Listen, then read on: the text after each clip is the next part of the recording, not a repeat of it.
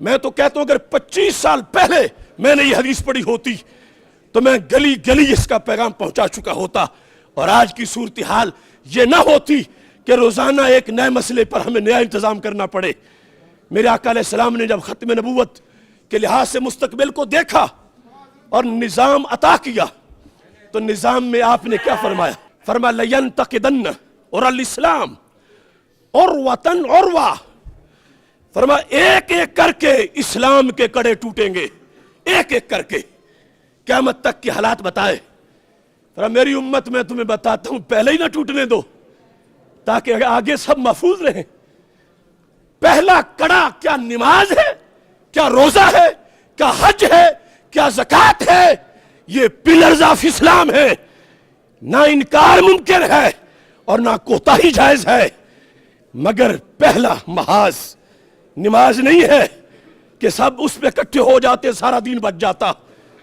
ترتیب دیکھو، علم غیب سے سرکار نے کیا فرمایا وہی ہوا، غیر سمجھ گئے ہم نہ سمجھ پائے۔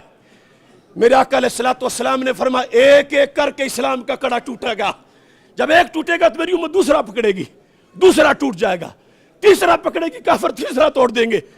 پہلے ہی نہ ٹوٹنے دو، سب اکٹھے ہو جاؤ پہلے پہ۔ وہ کیا ہے؟ لفظ سنو، فرمایا اولہن نقدن الحکم، فرمایا وہ کڑا جس سے پورا دین بچے گا، نماز بھی، روزہ بھی، حج بھی، زکوٰۃ بھی، فرمایا وہ میری امت کی گورننگ پاور اور نظام حکومت ہے۔ اگر میری امت نظام حکومت اپنا بچا گئی تو ان کے مصلے بھی محفوظ، ان کے آستانے بھی محفوظ، ان کی مسجدیں بھی محفوظ، مدارس بھی محفوظ۔ اور اگر نظام غیروں کو دے دیا تو پھر سب کچھ لٹے گا۔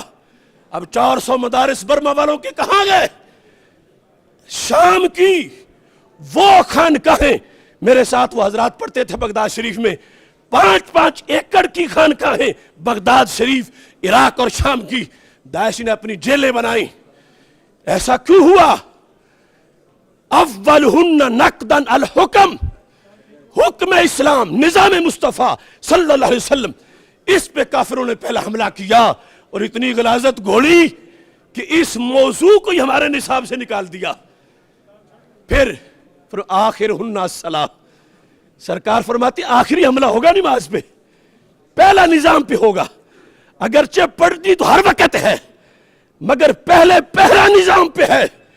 نظام بدماشوں کے لیے نہیں کہ وہ چلائیں، نظام ڈاکوؤں کے لیے نہیں وہ چلائیں، نظام امریکہ کے لونڈوں کے لیے نہیں وہ چلائیں، نظام وہ ہیں جو خلافت راشدہ کی سیٹ پہ پیچھے بیٹھنے والے ہو۔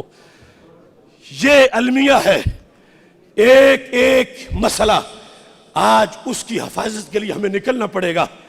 تو پھر فلا وربک لا یؤمنون حتی یحکموک، اللہ قسم اٹھا کے کہہ رہا ہے، سب سے بڑی قسم کہ محبوب مجھے تیرے رب کی قسم، وہ مومن نہیں ہوں گے اگرچہ نماز پڑھیں، اگرچہ روزہ رکھیں، اگرچہ حج کریں، اگرچہ زکوٰۃ دیں، اگرچہ چلے کاٹیں، اگرچہ وظیفہ پڑھیں، نہیں مومن۔ کب مومن ہوں گے؟